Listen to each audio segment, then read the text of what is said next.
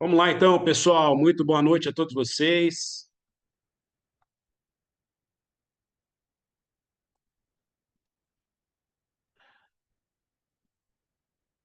Vou ter que travar aqui para entrar pessoas, porque está atrapalhando aqui tá atrapalhando a gravação aqui.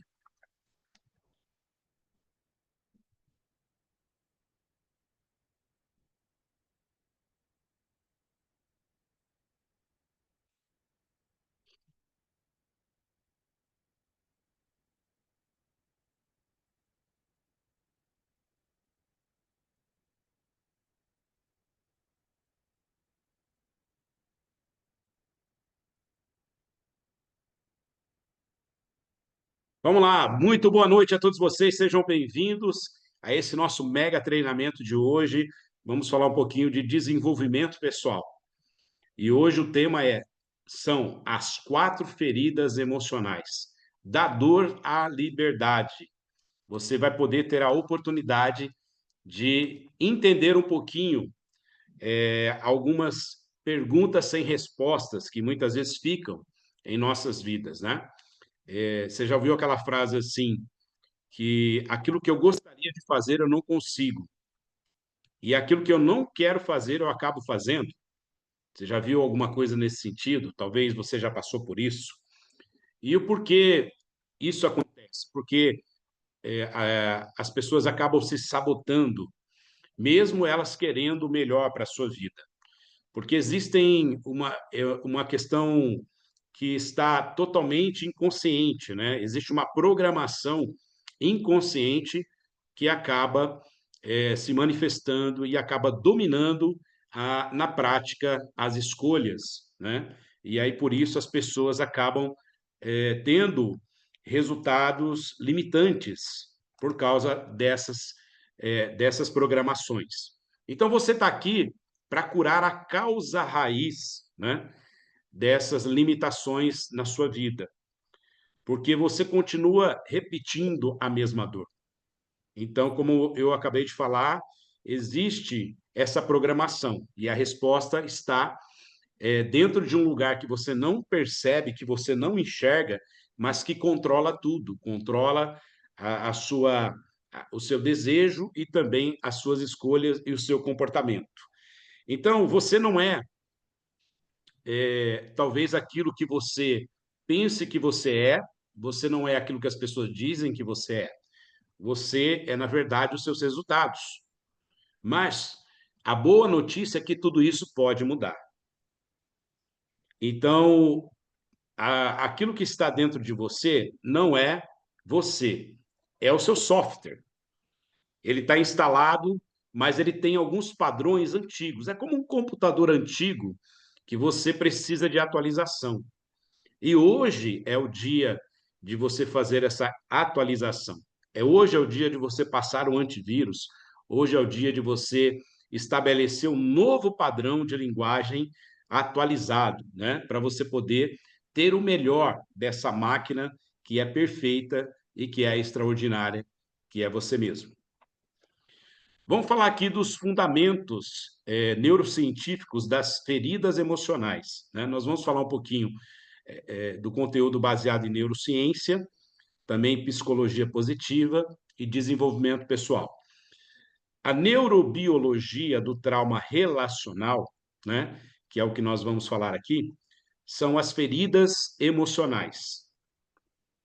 Essas feridas, elas não são abstrações psicológicas, são padrões neurais concretos gravados na estrutura e função do cérebro através de experiências relacionais traumáticas, especialmente durante o desenvolvimento infantil, a nossa infância. Dentro das pesquisas dos últimos tempos, né, as pesquisas contemporâneas em neurociência, o que foi constatado? Demonstra que experiências adversas, precoces, né, no início da nossa vida, particularmente aquelas que envolvem ruptura de vínculos, de apego, causam alterações mensuráveis na arquitetura cerebral. Então, imagina que você tem um padrão estabelecido desde quando você está sendo formado, e a partir dali esse padrão ele começa a ser modificado por causa de algumas situações que ocorrem. Isso mesmo dentro da barriga da mãe, pode ocorrer algumas situações que a criança em desenvolvimento ela acaba recebendo. Eu gostaria só de pedir para o pessoal não escrever nada no chat, para a gente não interferir aqui na gravação, tá bom? Depois, no final, a gente vai estar batendo um papo aí. Então, quando desde a gestação existem influências, né, que nós recebemos através daquilo que está sendo recebido pela nossa mãe na parte externa, seja na questão emocional e também na questão física. Então, uma criança, ela pode já receber algo, mesmo quando existe alguma deficiência física na saúde da mãe, tá? E a criança, ela recebe isso de uma maneira, independente se aquilo não é proposital, né? Porque a mãe, ela não planeja ficar doente na gravidez, né? Ela não tem esse planejamento de ter lá algum tipo de situação. Então, o que acontece? Essas, é, essas informações elas já começam a modificar esse padrão dentro da arquitetura cerebral, de funcionamento dentro da parte relacional de cada um de nós. Quando uma criança ela experimenta rejeição, que é a primeira, é, geralmente é o primeiro trauma, né? Que pode ocorrer, inclusive, já dentro da parte da gestação, esse trauma ele acontece porque, como eu falei, imagina que uma mãe está passando por alguma situação externa ou até física, a criança ela sente aquilo, né? E geralmente a criança ela se volta para a cabeça, se volta para a mente, né? Para poder ter como se ela estivesse se protegendo daquela situação, mas ela se sente rejeitada.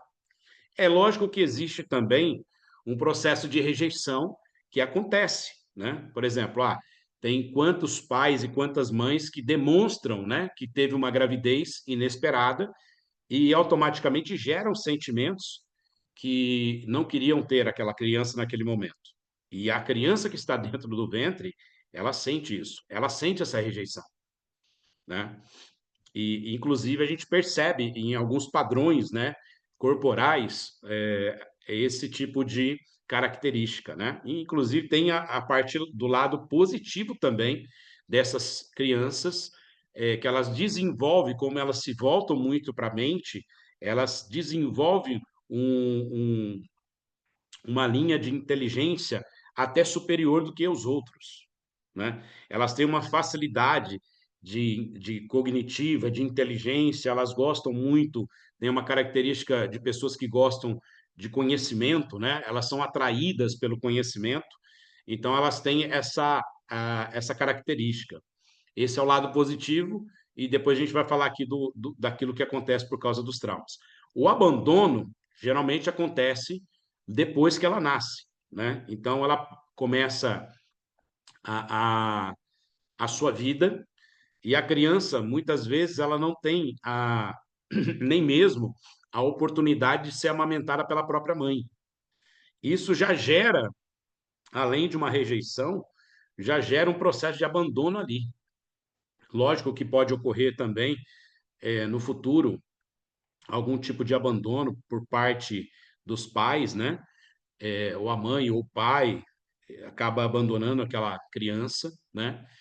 E é uma pena que hoje a gente percebe que essa questão da família ela tem perdido muito os seus valores, né? Então as pessoas elas estão vivendo de uma forma sem princípios, né? E sem perceber as consequências, né? Então elas acabam se relacionando de forma aleatória e acabam tendo uma gravidez que não é planejada e muitas vezes acabam não tendo um comprometimento dos pais, né? E o filho acaba ficando abandonado. Então, tem essas questões aí que podem interferir, né, nessa parte do abandono e muito mais. A humilhação são fatos que acontecem ao longo do crescimento da criança e às vezes ela já está ali com 3, 4 anos de idade, né? E aí você, de repente, passa por algumas situações dentro da sua própria família, né? Aquelas comparações aonde existe vários irmãos, existem primos, né? E aí tem aquelas comparações, e aí você passa por humilhação nessa fase. Então, isso influencia muito, né? Até falei um pouquinho sobre isso no sábado. Imagina aquela criança ali com 5, 6 anos de idade na escolinha, começando a sua fase ali de adaptação, de interação com outras crianças, e de repente ela passa por uma situação onde ela não consegue segurar, né, o xixi para ir ao banheiro e faz xixi na calça ali numa sala de aula. E as outras crianças se voltam para ela e começam a tirar sarro, começam a rir, e ela passa por essa humilhação que fica algo fixo, né? Influencia totalmente na arquitetura cerebral. Então, é um trauma que é passado, assim como outros também, né? Que podem estar ocorrendo. E também tem a questão da traição, né? Então, quando existe uma separação de pais, existe uma absorção ali, não somente, de repente, de uma quebra de vínculo, mas existe também um sentimento que é gerado por parte da criança, que ela também se sente traída, né? Ela se sente traída ali quando ocorre esse desligamento, né? Dentro dessa fase, ela já estando um pouco maior, né? Um pouco mais velha, e ela se sente traída. Existe também a, o processo de aonde existe, por exemplo, tem uma criança, é um filho único, de repente nasce o outro, e aí ele se torna substituído, né? Então ele se sente substituído pelo que nasceu. Tem muitas pessoas que, às vezes, não por maldade, mas acontece. Aí, o primeiro filho nasce com saúde, muito bem, mas o segundo nasce, às vezes, com uma certa doença, uma certa debilidade, e às vezes a mãe é inconsciente, ela se volta mais para aquele filho que tem uma necessidade maior, porque ele nasceu com algum tipo de enfermidade, e aí aquele mais velho se sente traído, né? Porque alguém tomou o lugar dele, porque então, isso tudo pode acontecer no meio da família, né?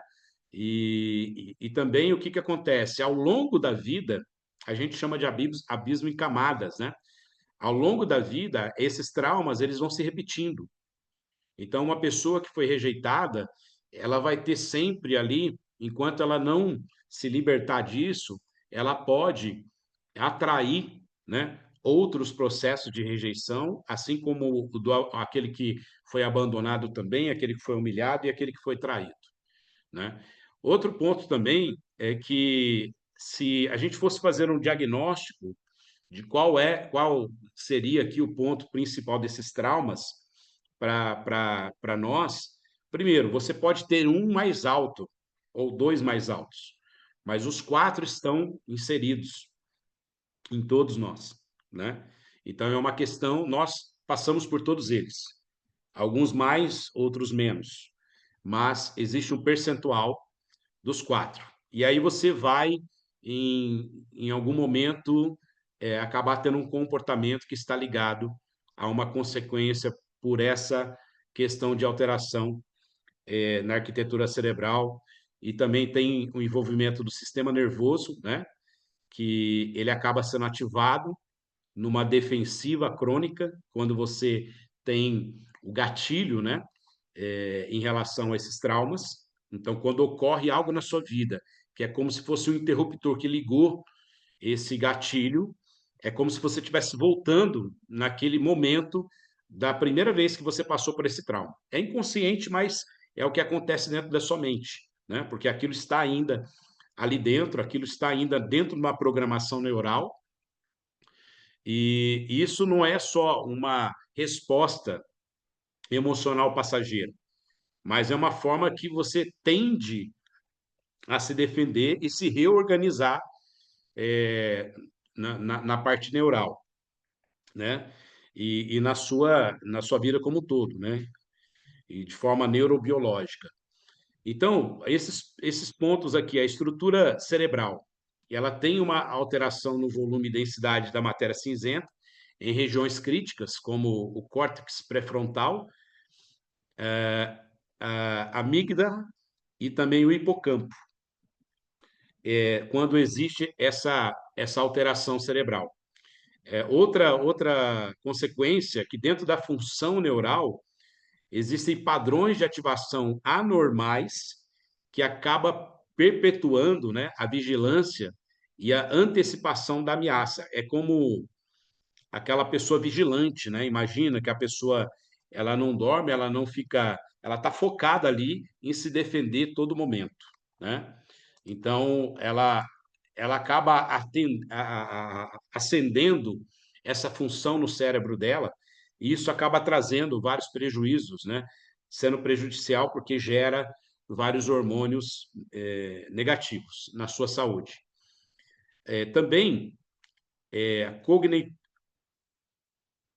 cognitividade sináptica, né? A conexão sináptica, existe um fortalecimento de circuitos associados ao medo. Então, dentro do nosso cérebro, quando você tem um pensamento, existe uma conexão sináptica, né?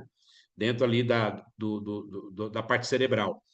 E quando você tem uma alteração dentro do cérebro por causa desses traumas, essa conexão sináptica, ela acaba permanecendo alguns circuitos associados ao medo, né? Então é como se você estivesse sempre atento, sempre pronto para se defender e sempre com medo de alguma coisa, ou com vergonha ou autoproteção. Então, isso tá ligado, né? Ó, você está ligado nesses pontos aí dentro do seu cérebro. Então, o cérebro ele não desliga esses alertas, né? Você está sempre em alerta.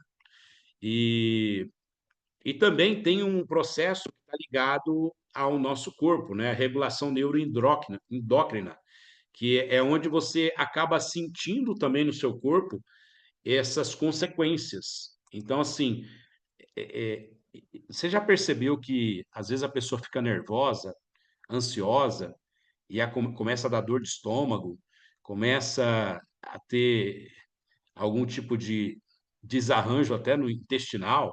Já viu isso acontecer? Por quê? Porque tudo está ligado, né?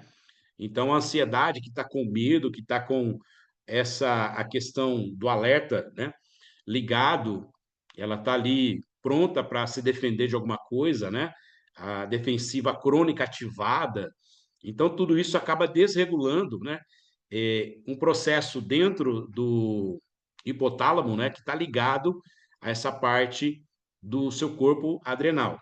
E também pode interferir na parte hormonal. Então, quando você fica muito com estresse ou nessa parte de atenção ou é, de foco total, em alerta, você pode elevar os níveis de cortisol, né? E automaticamente o cortisol ele tem um lado bom que ele vai equilibrar. O cortisol ele é como se fosse uma forma de apagar o fogo, né? Então você está em alerta, você está gerando ali a adrenalina, você está muito na adrenalina. Então o seu corpo ele entende que quando você está muito com a adrenalina alta, ele tem que jogar o cortisol para dar uma acalmada. Só que o cortisol ele interfere totalmente de forma negativa na parte hormonal do seu corpo, né? Então, por isso que você tem esse processo que acaba desregulando o seu organismo, né? Bom, a neurobiologia das feridas, vamos só recapitular aqui. Então, existe uma estrutura cerebral, Então, você tem aí uma redução de volume nas regiões críticas, uma alteração de densidade sináptica. Então, essa alteração na, na, na, na parte de cognitiva, né? Então, você não consegue pensar direito. Por quê? Porque existe essa alteração. As sinapses, elas não se conectam de forma correta, né? Porque você fica perdido. Então, nesses momentos que você está fora de si, né? Não consegue conectar ali essa parte racional. Então, existe essa reorganização de circuitos neurais. Então, geralmente, você perde a noção e tem o que fica conectado é a parte do medo, do alerta, né?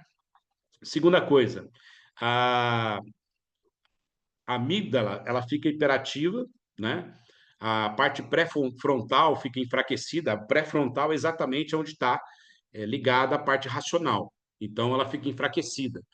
E a amígdala é onde você tem ali o sinal de alerta. E os padrões automáticos inconscientes acabam influenciando as suas decisões. Então, é onde você acaba tendo a decisão de fazer aquilo que você não gostaria de fazer, ou depois que você faz, você fala assim, poxa, eu nem não deveria ter falado isso, não deveria ter agido assim, por que que eu fiz isso, né? Então, agora você está entendendo de uma forma neurobiológica ou com a neurociência do porquê que a gente acaba respondendo em alguns pontos, em alguns momentos, de forma automática, né? É por isso.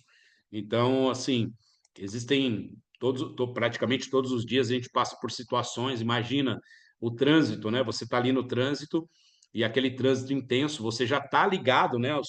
A sua amígdala hiperativa já está ligada, porque você tem que estar com atenção para todos os lados, e você tem também essa conexão neural do medo ali, porque você está dirigindo, você está naquela coisa toda, e aí de repente alguém te fecha, ou de repente acontece alguma coisa ali que você fica. É muito fácil de ficar nervoso, é muito fácil de ficar estressado.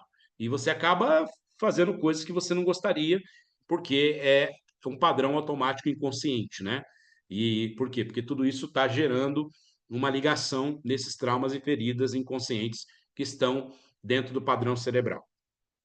Terceiro, a regulação neuroendócrina, né? Que nós falamos, então você vai ter aí um processo de elevação do cortisol, porque ele o cortisol ele joga no organismo para baixar a adrenalina, tá? Então você vai ter o eixo HPA desregulado, então pode sentir alguns sintomas do seu organismo, né?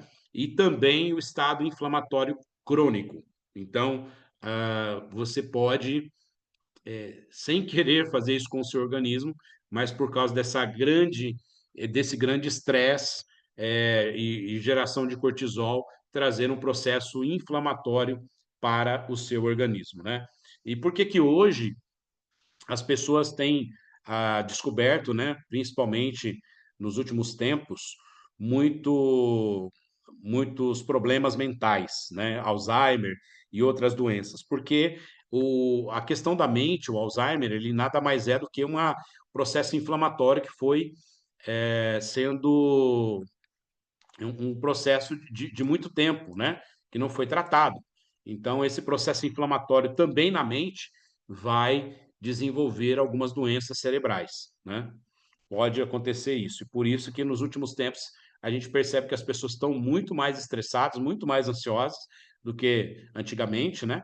A gente sempre percebe que a vida parece que está mais corrida do que antes, né? Assim, e tudo isso gera consequências. Então a gente precisa entender um pouquinho, né? Essas questões também que estão ligadas à parte emocional e ao nosso sistema nervoso, para que a gente não interfira na nossa saúde, na nossa vida como um todo, né? Por causa dessas questões também. Vamos lá, ainda dentro desse fundamento neurocientífico das feridas emocionais, tem um ponto aqui também importante, né? O papel da teoria do apego na compreensão das feridas, tá? A teoria do apego ela foi desenvolvida por John Bowlby, expandida por Mary Ann Seward, é uma americana, né? E eles fornecem aqui vários conteúdos, né? Uma teoria que é fundamentada para compreender como as feridas emocionais elas nascem, elas se originam, né? Então, esse cientista, o Bowlby, ele argumenta que a capacidade de formar um apego seguro com um cuidador é não apenas uma necessidade psicológica, mas uma necessidade biológica fundamental para a sobrevivência e desenvolvimento saudável. Então, ele traz nos seus conteúdos, na sua teoria, em muito conteúdo aí trabalhado, que as pessoas elas querem e precisam, né, do outro, não somente por uma questão psicológica, mas também biológica. Então, assim, nós fomos criados para viver junto com outras pessoas.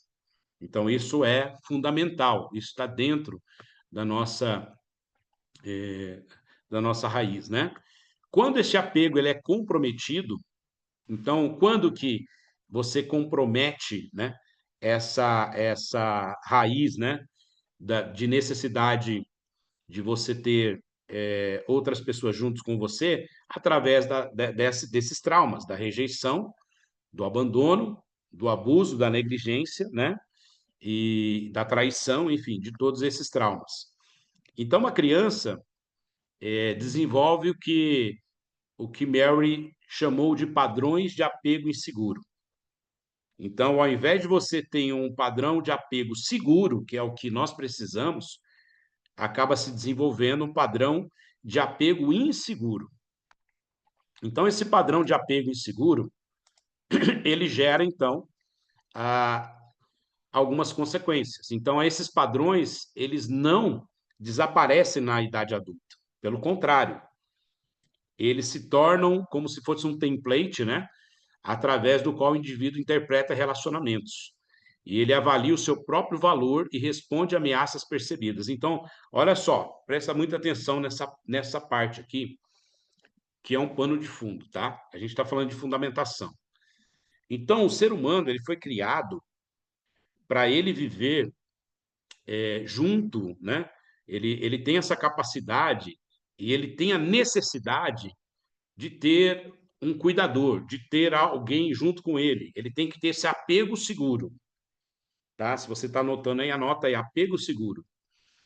E quando não acontece esse apego seguro, ou seja, quando existe o contrário, quando o apego ele é inseguro, ele é incerto, existe algum tipo de ruptura, existe algum tipo de influência dentro desse apego, que é onde entra os traumas, né, da rejeição, do abandono, da humilhação, do abuso, da negligência, da traição. Então, esses traumas, eles influenciam nessa raiz do apego que deveria ser seguro e se torna inseguro.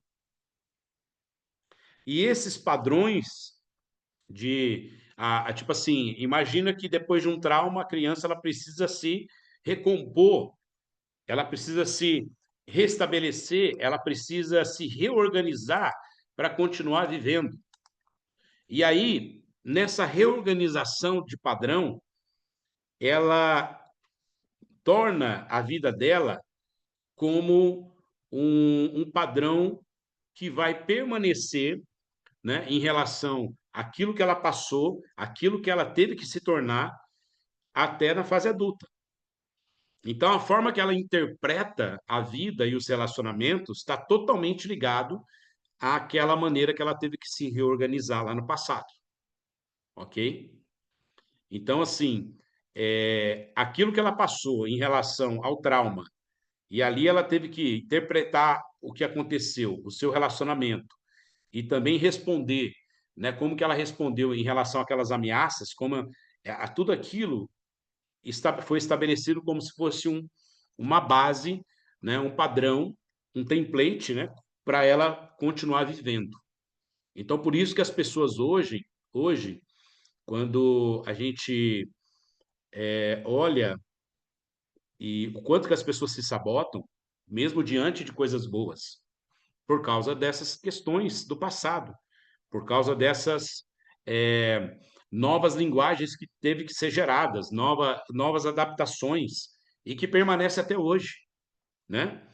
E as pesquisas modernas, contemporâneas, mostram que esses padrões de apego inseguro estão associados a quê? Ansiedade relacional, é o medo crônico do abandono e rejeição. Então, quando a gente fala apego inseguro, é o novo padrão que foi gerado. E isso acaba gerando, isso está associado a essa ansiedade de relacionamento, né? E quando falo ansiedade relacional, é aquelas pessoas que querem, elas não podem se sentir rejeitadas, elas não podem se sentir abandonadas. Então a pessoa, ou quando, no caso da rejeição, ela nem se envolve para não receber uma rejeição, ou algumas pessoas que têm esse problema de rejeição, elas rejeitam primeiro, para elas não serem rejeitadas, sabe? Então a pessoa, às vezes, ela está com muita coisa boa na vida, mas ela acaba se sabotando antes que alguma coisa ruim aconteça. Gente, parece loucura, mas é assim que acontece. Sabe aquela pessoa que, pô, ela tá lá, tem uma vida fantástica, tem um casamento legal, tem um trabalho legal, mas ela faz alguma coisa errada só para dar errado, para ela rejeitar aquilo e voltar numa outra estaca antes que alguém rejeite ela. A questão do abandono, aquelas pessoas que são muito apegadas, né? Aquela pessoa que não consegue. Eu costumo dizer o seguinte: a pessoa que não consegue trabalhar sozinho. Imagina uma pessoa colocar você dentro de uma sala sozinho, sem nenhuma outra pessoa junto. Sempre você morre ali dentro. Então, essa pessoa que tem esse trauma de abandono, ela precisa dos outros. É aquela pessoa que quer se sentir ah, fazendo parte, né, do meio ali, ela quer aparecer, é aquela que gosta de falar, né, é aquela sem noção, que às vezes fala coisa que não tem nada a ver, mas ela tem que estar ali, porque ela não quer ser abandonada. Não esqueçam de mim. Então ela quer aparecer, porque ela está dizendo assim, nas entrelinhas, não esqueçam de mim, né? Não me abandonem. Então ela está ali muito apegada. Evitação emocional, dificuldade em confiar e se conectar com os outros. Então aí aquela pessoa que foi traída, tal, então ela tem dificuldade de confiança, então ele prefere não se conectar, não fazer parte, né? Tem dificuldade de estar junto, entendeu? Então olha as respostas, né? Dentro dessa, só dessa parte aqui que a gente está falando, talvez você possa se ver, né, nessas situações e entender um pouquinho, né, o porquê que esses traumas acabam interferindo nos resultados, né, e não te colocando de repente preparado para uma vida abundante, para uma vida extraordinária, que é o que você merece, porque você não quer se conectar, você não quer se envolver inconscientemente porque você não acredita nas pessoas, você tem dificuldade é, de, de de aceitar as pessoas, de confiar nas pessoas, né? E o incrível é que, assim, quando você conversa com pessoas assim, elas falam assim: ah, mas outro dia eu fui confiar no fulano e ele pisou na bola comigo. Então você continua tendo, na verdade, você vai atraindo, enquanto você não é curado, você vai atraindo os mesmos padrões, entendeu? Você vai atraindo os mesmos padrões. Ah, a pessoa que foi rejeitada, ela vai atrair um padrão de rejeição, a pessoa que foi abandonada vai atrair um padrão de abandono, né? E vai se sujeitar até coisas que muitos não iriam se sujeitar. Ela se sujeita porque ela não quer ser abandonada, né? E a que foi traída, ela não confia em ninguém. Ela tem dificuldade de confiança. E aí isso acaba dificultando os relacionamentos, né? A parte da vergonha tóxica, né? Então ela tem a crença fundamental que algo está errado com ela mesma. É aquela pessoa que sempre parece que está com aquele chicote batendo nas costas, né? Geralmente essas pessoas que têm um problema de vergonha, elas não gostam de estar na frente, não gostam de tirar foto, elas querem ficar sempre nos bastidores. É aquelas pessoas que gostam de ajudar todo mundo, sabe? Elas têm um peso nas costas, ela carrega o mundo nas costas, carrega os outros nas costas, né? E então ela tem esse sentimento.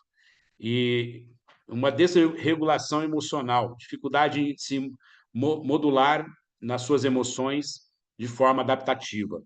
Então, todos esses traumas, eles acaba trazendo essa consequência e a dificuldade de você se adaptar ao novo, se adaptar em um relacionamento de novas pessoas, né? De estar junto com outras pessoas.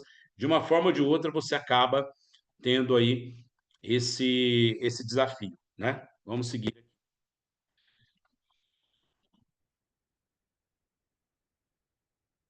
Bom, nós vamos entrar aqui agora praticamente nas feridas, né? Mas eu queria, antes de entrar aqui nessa parte, eu queria estar ouvindo aqui um pouquinho de vocês, né? Ouvindo aqui um pouquinho de vocês, o que que vocês estão achando desse conteúdo. De repente, não precisa se abrir, né, tanto, se aprofundar tanto, mas é, queria ver se faz sentido o que a gente está falando, se você se identifica, se você percebe isso nos seus relacionamentos, né? Então, eu queria que vocês pudessem estar expressando, porque, olha só, na verdade, a gente está falando aqui de comportamentos, né? E vocês sabiam que até o fato de você não se expressar faz parte desse trauma, faz parte desse processo cognitivo que a gente tem que lutar contra, né? Ah, por que que eu não abro a câmera? Por que que eu não... Eu sei que, né, não estou falando isso de forma crítica, não, estou comentando, né? Eu sei que algumas pessoas não podem mesmo, porque talvez não está num ambiente ideal, mas por que que nós não temos algumas atitudes, né?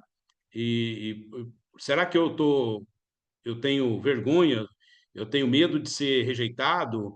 Então, tudo isso pode estar ali, né? Influenciando. Assim como também, por que que eu não me posiciono, de repente, num grupo de WhatsApp, e tem outras pessoas que vão lá e postam coisas que não tem nada a ver, né? Até se posicionar até demais, né? Então, por que que tem isso, né? A gente tem que pensar um pouco, né, na nossa vida. Por que que às vezes quando eu estou junto com outras pessoas, eu tenho dificuldade de me expressar, eu sou aquele que sempre fica ouvindo e gosta de ficar quieto, né? Então, o quanto que isso tem talvez travado o seu resultado na sua vida em todas as áreas, né? A gente aqui não está trazendo esse conteúdo porque está preocupado em relação ao nosso negócio. Não, a gente está preocupado com você como pessoa. A gente está preocupado com a sua vida como um todo. A gente fala sobre um ser sistêmico, né? Então, quando a gente fala sobre a questão sistêmica, é porque tem várias áreas da nossa vida que influenciam uma outra. Então, não adianta você estar bem, de repente, em uma área e você não estar bem na outra. Na hora que a conta vem, ela vai cobrar. E essa conta vai influenciar naquela área que estava boa, se você não cuidar das outras, né? Então, a gente percebe o quanto que o emocional ele é uma base para que outras áreas da nossa vida estejam funcionando bem também, né? Então, a gente está aprendendo isso aqui hoje, né? E é importante, a gente vai falar um pouquinho sobre o primeiro passo para a transformação daqui a pouco, que é a consciência, né? Para tudo na nossa vida, enquanto nós não temos a consciência do problema, você está vivendo o problema sem saber que tem o problema, entendeu? Então a gente precisa, o primeiro passo é ter a consciência de algo. Para alguma mudança acontecer, esse é o primeiro passo. Doutora Gladys levantou a mão aí, pode falar. Interesante su propuesta porque cuando comprendemos que estamos en un nivel de so adultos, ¿no? Ahora ya no somos crianzas. Nuestra mente continúa con aquellos padrões de cuando nuestro pai falava, cala a boca, o nossa mãe, você não presta. Então, esas palabras ficaron muy dentro de cada uno. Y eso podría estar repercutiendo en ese agora, en ese presente, en esa edad adulta. Y la gente no sabe por qué você es tan retraído, por qué você no consegue ter ese mejor relacionamiento con las personas, por qué você no consegue convencer, por qué você no llega a ser un líder. Y acá esa proposta que você trae es para que a gente tenga más ferramentas y consiga ser líderes, porque queremos reforzar cada una de nuestras redes. Y en cada uno puede haber gente amenorizada. Estamos para ayudar. Y aquello que está en falta en un y otro está expresándose bien equilibrado, entonces ayudar a otros. Por eso esa reunión es sumamente gratificante. Muito bem.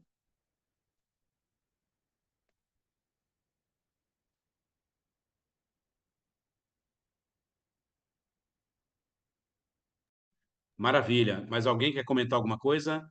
Vamos ser rápidos, pessoal, para eu já voltar aqui, né? Eu estou dando a Beleza. oportunidade para vocês também, que Roberto eu Carlos, gostaria de ouvir vocês.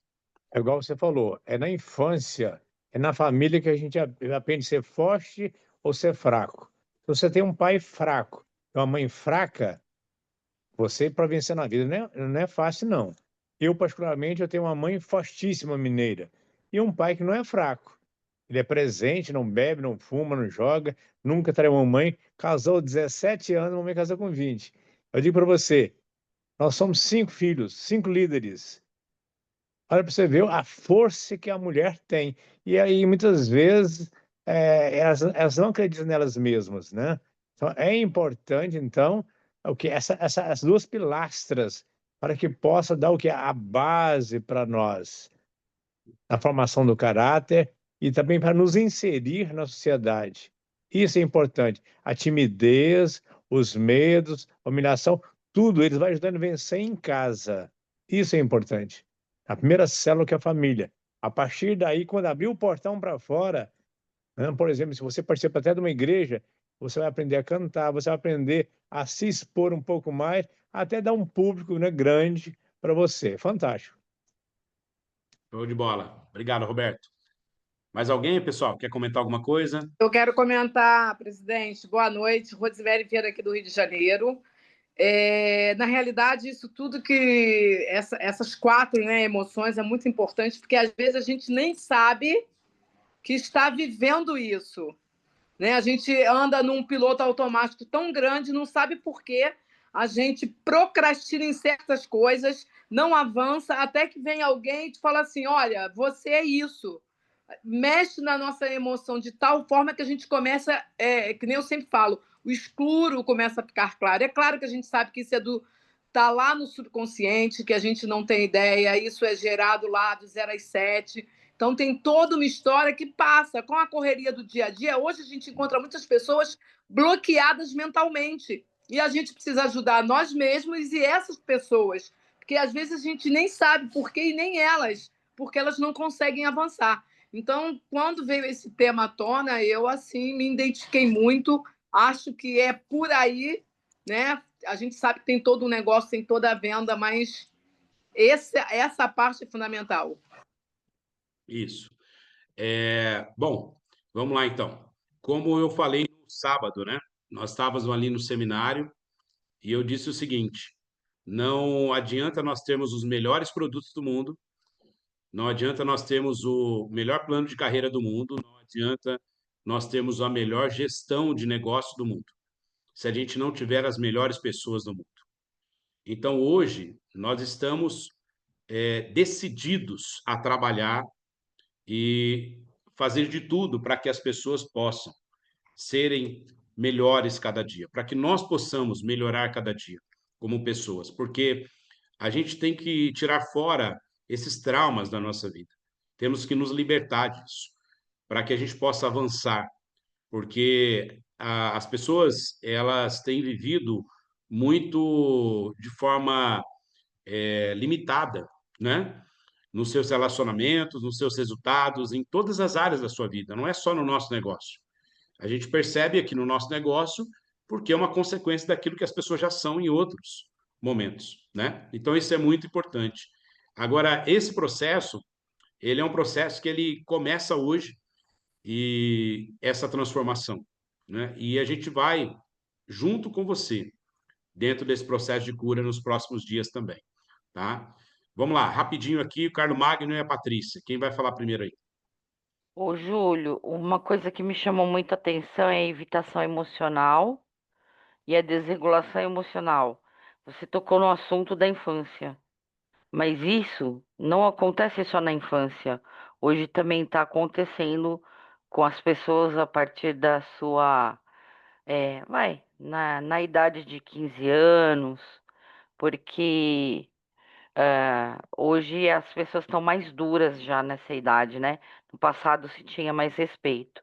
E para mim, me interessou muito a desregulação emocional. Por exemplo, eu sou filha única. Os pais, eles têm mais cuidado com os filhos, né? Únicos. Então, nessa desregulação, o fato de você ter muita atenção, muito amor, também causa doenças. Então, esse é um assunto que eu vou buscar mais informação. Você me tocou nisso no coração, né? E na mente. Legal. Tá bom? Obrigada. Era isso que eu queria Legal, falar. tamo junto. Carlos Magno. Boa noite, Júlio. Oh, fantástica informação, fantástica, né? A minha formação de marketing, a gente sabe sempre, a gente faz uma análise situacional, né? É importante saber onde a gente está e saber para onde a gente vai para traçar o trajeto, traçar o caminho, né? Então, quão importante é o autoconhecimento e para nos ajuda a nos conhecer melhor e também para conhecer melhor as pessoas da equipe e saber como poder ajudar, como poder direcionar, né? Sabendo que não é só finanças, não é só venda, não é só produto, mas estamos tratando de pessoas. Eu sempre falo, né? O negócio dos produtos é negócio da empresa. O nosso negócio são as pessoas, a gente cuida das pessoas. Então, ponto importante, parabéns para a empresa que se preocupa na pessoa, que é muito importante, esse detalhe é muito importante, porque a gente não é só o nosso nome, mas é uma roda, tipo a roda da vida, né? Tem as emoções, Sim. as finanças, é todo integral, né? Temos aqui muitos terapeutas, a terapia integrativa, integra tudo, né? Se tem uma dor no pé, o corpo todo sofre. Então é muito importante esse detalhe. Parabéns para a informação muito valiosa que nos vai ajudar realmente para nos autoconhecer, conhecer a nossa equipe e poder levar para outro nível. Parabéns, parabéns. Estamos juntos. Tamo junto. Vamos lá, então. Vamos seguir aqui. Eu vou agora detalhar um pouco mais essas 4 dores e depois a gente vai fazer a transição para vocês entenderem como a gente pode trabalhar essa cura já de imediato, tá? Como começar essa cura de imediato. Então, presta muita atenção nesse conteúdo que vai seguir agora, porque até agora foi só um pano de fundo, tá? E para você poder ir conectando aí. Elô, faz aquele favor para mim, né? Pega aí as pessoas que estão conectadas, estamos aí com 79, porque aí depois no final eu vou estar passando a novidade para essas que estão conectadas agora, tá? E que ficar até o final, ok? Vamos lá então, vou compartilhar aqui a minha tela mais uma vez. Depois a gente abre mais um pouco aí no final para a gente estar batendo um papo aí.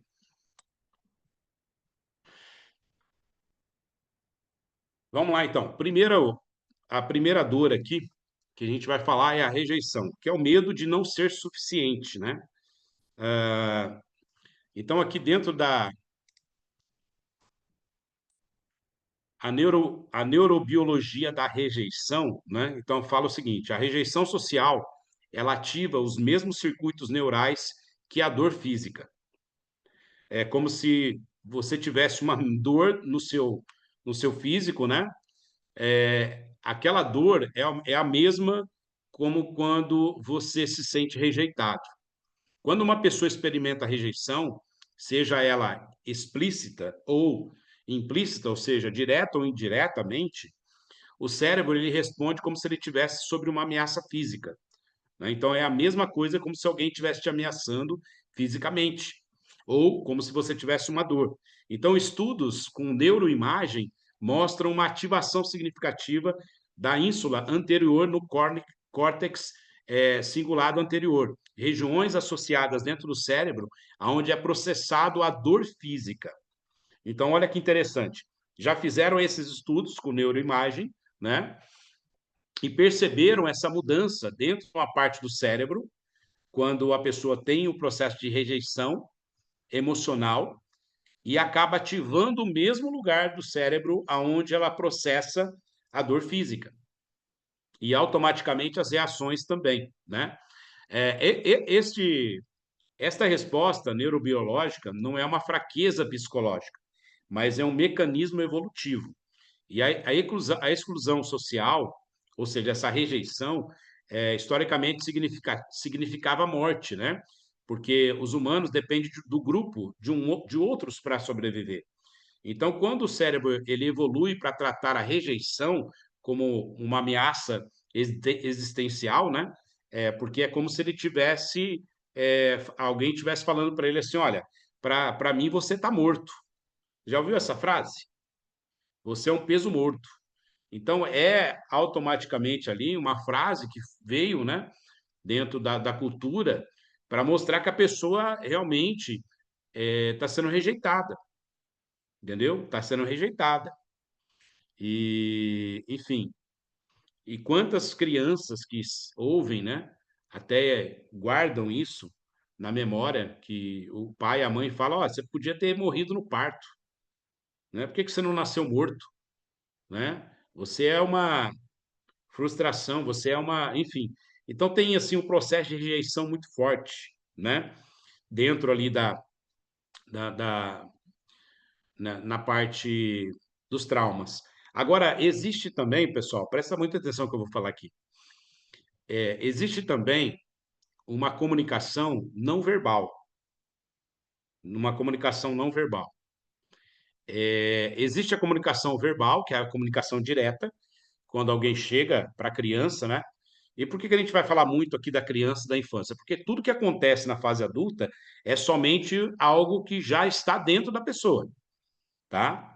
É algo que já está dentro dela, é algo que já aconteceu lá no passado. A primeira vez foi na infância, ali dentro da fase de 5 a 8, 9 anos, né? Dentro dessa fase. Ou um pouco antes, né? Até os 8 anos aí. Enfim, então, o processo de rejeição, ele pode ser direto, quando alguém fala alguma coisa para você, ou pode ser indireto. E como que é um processo indireto? Né? É como quando alguém demonstra que você não tem valor, que você não, enfim, não tem importância. Eu lembro que tem um filme muito interessante, né? Estou tentando lembrar o nome dele aqui agora, e A Virada, o filme chama A Virada. E tinha nesse filme um pai de família que ele tinha uma loja de carro, né? E esse pai de família tinha aquela loja de carro e ele estava passando por uma situação muito delicada financeira, o banco estava cobrando ele todo dia de uma dívida que ele tinha, e ele ia perder a loja que ele tinha, o trabalho dele. Então ele estava com muita coisa na cabeça, estava muito preocupado todos os dias, então ele chegava em casa estressado, ele trabalhava estressado, e teve um dia que a esposa dele foi visitar ele no trabalho, e, e naquele dia que foi visitar ele no trabalho, levou o filho. E o filho, ele tinha tanto amor pelo pai, ele, ele tinha o pai como, né, algo assim, um super-homem para ele, né, uma referência, que ele tinha feito um desenho, né, o filho dele tinha feito um desenho, e ele desenhou ali a loja do pai, com os carros e tal, né, como se no futuro ele quisesse ser como o pai. Essa era a referência dele, ele queria ser como o pai dele. E naquele dia que eles foram visitar o pai no trabalho, eles levaram, o filho foi junto, levou aquele desenho, e aí chegando lá, o pai todo ocupado, todo estressado por causa dos problemas que ele estava passando, e ali, de repente, eles estavam na sala e o filho colocou o desenho em cima da mesa, né? Mas ele nem teve a oportunidade de entregar para o pai, porque o pai estava tão correndo ali com as coisas, com os problemas, e o pai, de repente, foi atender o telefone, saiu da sala, e aí, quando voltou, já não tinha mais ninguém na sala, né? Eles já tinham saído da sala, mas o filho tinha deixado o desenho lá. E aí o pai nem percebeu que tinha o desenho lá, e ele pegou, como tinha outros papéis em cima da mesa, pegou aquele desenho junto com os outros papéis, amassou e jogou no lixo. Quando o filho voltou na sala, que ele não viu o desenho em cima da mesa e não viu que o pai estava com o desenho, ele olhou no lixo, o desenho estava amassado. Imagine a rejeição que ele sentiu, imagine o trauma, né, que ele sentiu naquele momento. E foi uma coisa indireta, uma comunicação não verbal, não foi algo que o pai falou, mas o pai fez. E ele viu, né? E a crença, o trauma, ele é estabelecido a partir daquilo que você vê, daquilo que você ouve, que gera um sentimento e automaticamente gera uma crença, né, limitante. Toda crença é autorrealizável. E isso acaba gerando uma comunicação não verbal. Então, não é só aquilo que você ouviu, mas aquilo que você também viu, né? Que é uma comunicação não verbal. E acaba sentindo, trazendo o sentimento. E quando a rejeição ela ocorre de forma repetitiva durante a infância, seja através de uma crítica, ou uma exclusão, ou uma falta de validação emocional, né? Que é o que aconteceu ali com a criança, não teve uma validação emocional, o cérebro da criança ele aprende que a sua existência é indesejada. Então, ele se imagina que ele não deveria existir. E aí, quando ele se coloca que ele não deveria existir, por que ele vai se relacionar com as pessoas? Por que ele vai ser uma pessoa linha de frente? Por que ele vai avançar? Por que ele vai ser um líder? Não, não precisa, porque o que está programado na mente dele é que ele nem deveria existir. Então, essa aprendizagem, ela se manifesta alterando, né, dentro da mente ali, a programação que fica sempre, né, mesmo na fase adulta. Entendeu? Talvez você possa até se identificar com isso, né, com essas questões e até responde o porquê de alguns processos de sabotagem. Olha só que interessante aqui. A rejeição, ela traz um pensamento, né? Eu não sou suficiente. Então, é o medo de ser excluído e a dor de não ser desejado. Você tem medo de ser excluído e a dor de você não ser desejado também. E aí você veste uma máscara do fugitivo, você é o 007. Você sempre, nunca está, né, na linha de frente, você foge. Você evita exposição, você se minimiza para caber, né? Você permanece invisível na sua própria vida. Então, você tem aí a metáfora, né, do diamante invisível. Você é uma pessoa que tem muito talento, né? Principalmente essas pessoas são, como eu falei, são as pessoas mais inteligentes. São aquelas pessoas que você... Seja muito bem-vindo, imagens do estádio Casablanca. Ô Cunha, esse aí você pode deletar, excluir da sala, viu? Então, olha só, quando você não enxerga aquilo que está dentro de você, você está preocupado com a dor, você está preocupado se vai ser excluído, se não vai ser desejado, sendo que você... Da Libertadores, foi o do Tetra do Verde. Contra a LDU. Aí você vendo o torcedor da LDU que...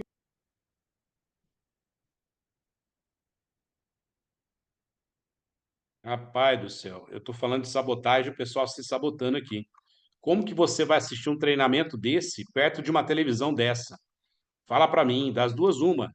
Ou você não assiste o treinamento, entendeu? Ou você desliga a televisão, não tem outra coisa. Você já deletou a pessoa aqui, né?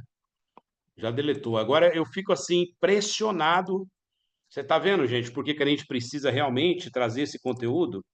Porque é incrível, né? Só para mostrar aqui que realmente na prática é o que acontece, entendeu? E é inconsciente essa reação aí, é inconsciente, né? A pessoa que não quer se sentir abandonada. E, infelizmente, a gente tem que abandonar ela, porque ela quer aparecer e acaba se sabotando aí.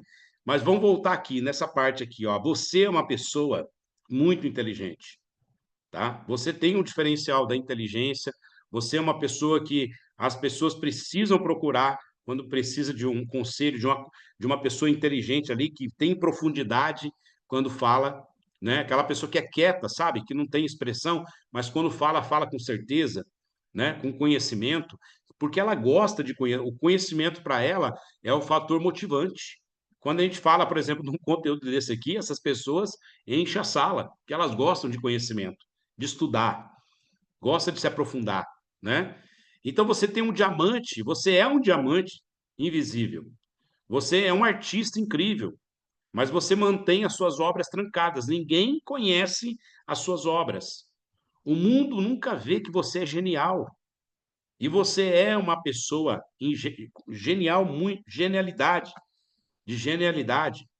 E a pergunta que fica é: quem você seria se o não fosse apenas um feedback e não o veredito sobre o seu valor?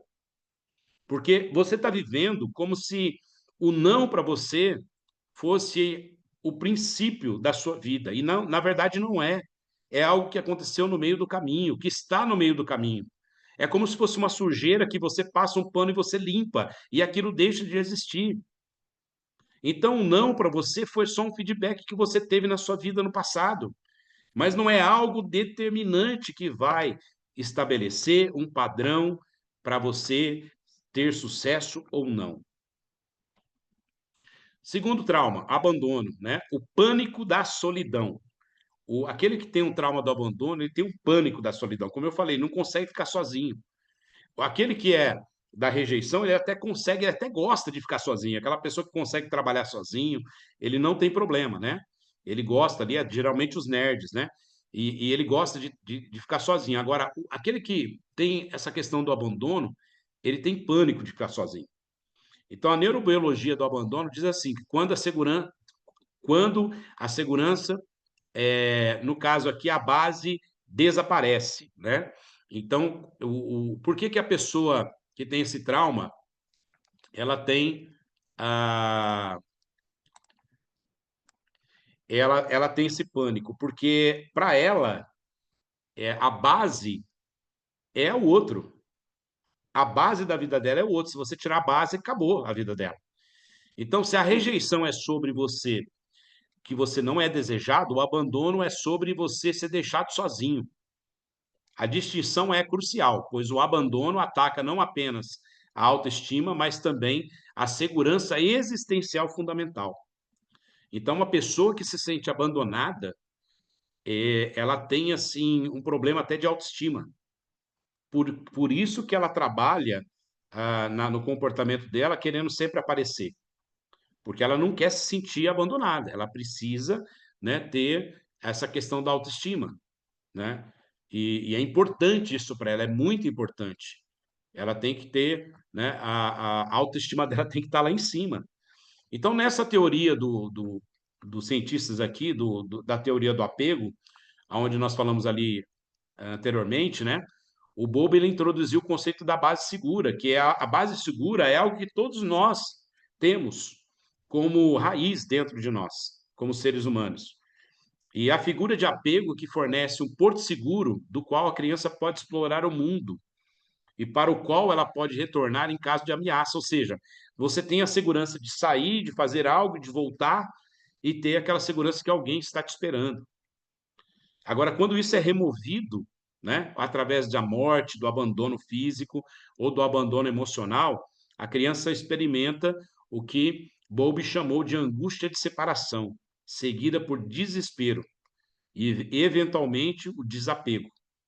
E aí ela precisa se reorganizar, porque ela não está preparada para viver nessa insegurança, nessa angústia da separação, desse desapego. Muitas pessoas, inclusive, que são muito apegadas, né, a algum parente, né, uma mãe, um pai, quando existe o falecimento, a vida da pessoa ela muda completamente. Ela cai numa depressão, ela cai, enfim, acaba se voltando para vício, se voltando, a vida dela é completamente destruída por aquele grande apego que tinha naquele ente querido que acabou indo embora, né? Então, existe essa questão aí.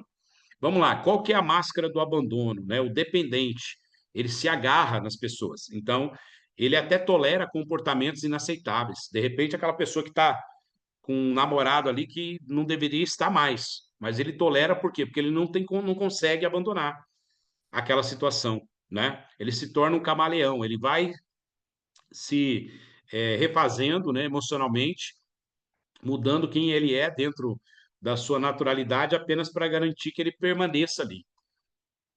entendeu? Mas ele também, ele é como se fosse um navio acorrentado. Olha essa metáfora que interessante. Por que o navio acorrentado? Porque ele é um navio poderoso. Imagine as características de um navio. O navio ele foi construído para ele navegar. O navio ele tem a sua a sua arquitetura, né, as suas bases. Ele foi projetado para alto mar, ele foi projetado para poder romper, para poder estar ali vencendo, né? Então, assim, a pessoa é como se fosse um navio que está ancorado, um navio que está guardado, um navio que está ali dentro do porão, um navio que está dentro de um lugar escondido. Porque não é que ela não está aparecendo, ela aparece muito, mas o potencial dela, daquilo que ela é de verdade, não está aparecendo porque ela só faz aquilo para ganhar a atenção das pessoas, mas não utilizando aquilo que ela tem de mais poderoso, né? Que é essa força toda, como um grande navio, que pode romper, né? Toda tempestade, pode romper o medo, né? E não ficar ali dentro de uma doca parada e envelhecendo.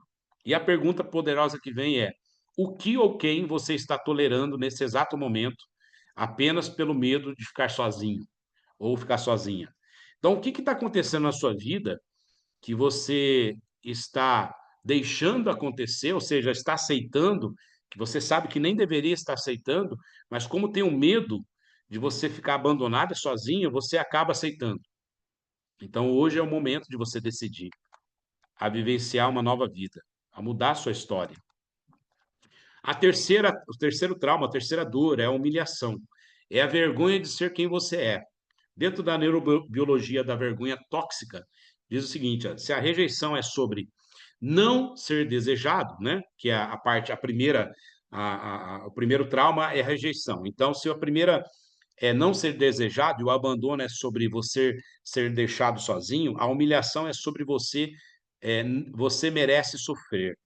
Então, inconscientemente, a pessoa que tem um trauma da humilhação, ela é uma ferida profunda, porque ela ataca não apenas a autoestima ou a segurança, mas ela também ataca a autocompaixão fundamental. Tem muitas pessoas que elas passam por esse trauma e elas vivem uma vida que elas se sentem o prazer delas está em fazer algo pelos outros, né? E dentro da matriz de plenitude, a gente chama dessa pessoa de hospedeiro, né? Você acaba hospedando aquela pessoa que sempre vai tirar alguma coisa de você.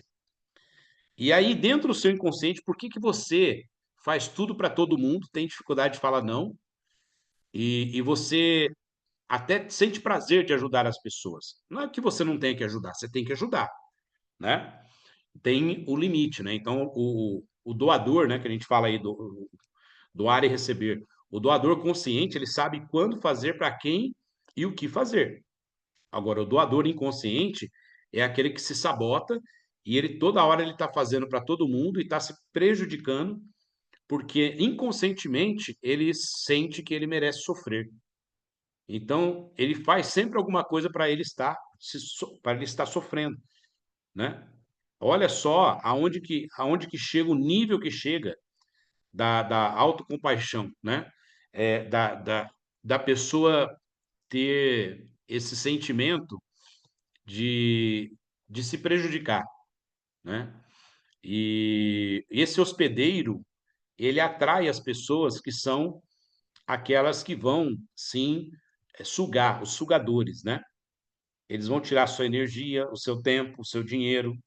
Sabe aquelas pessoas que ficam atrás de você? Ô, me empresta uma folha. Hoje não tem mais cheque, né? Faz um Pix aí que eu te pago amanhã, não paga nunca. Então, e você está lá ajudando direto essas pessoas, até mesmo com a sua atenção. E as pesquisas em neurociência distinguem entre a vergonha adaptativa, que motiva o comportamento pró-social, e a vergonha tóxica, que resulta em auto-ódio e autossabotagem. A vergonha tóxica é caracterizada por uma crença de defeito fundamental, algo que você pensa assim, há algo fundamentalmente errado comigo. Então, inconscientemente, como você pensa que há algo errado com você, você pensa que você merece sofrimento. Ah, não, eu mereço ser assim, eu mereço... Inconsciente, tá?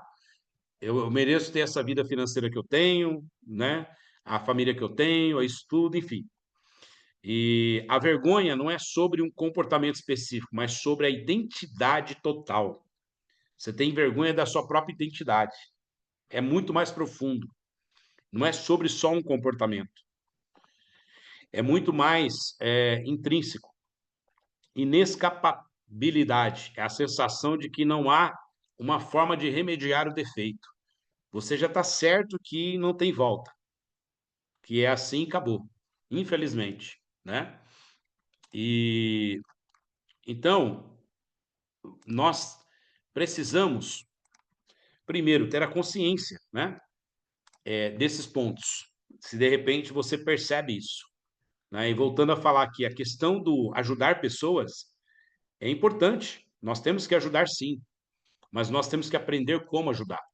Porque às vezes você está prejudicando as pessoas quando você ajuda elas. Como que isso acontece? Porque imagina o seguinte, aquela metáfora da borboleta. A pessoa está no casulo ali e ela precisa se esforçar na vida para virar uma borboleta, né? E de repente você vai lá e corta o casulo. Você está ajudando a pessoa ou prejudicando? Você está prejudicando.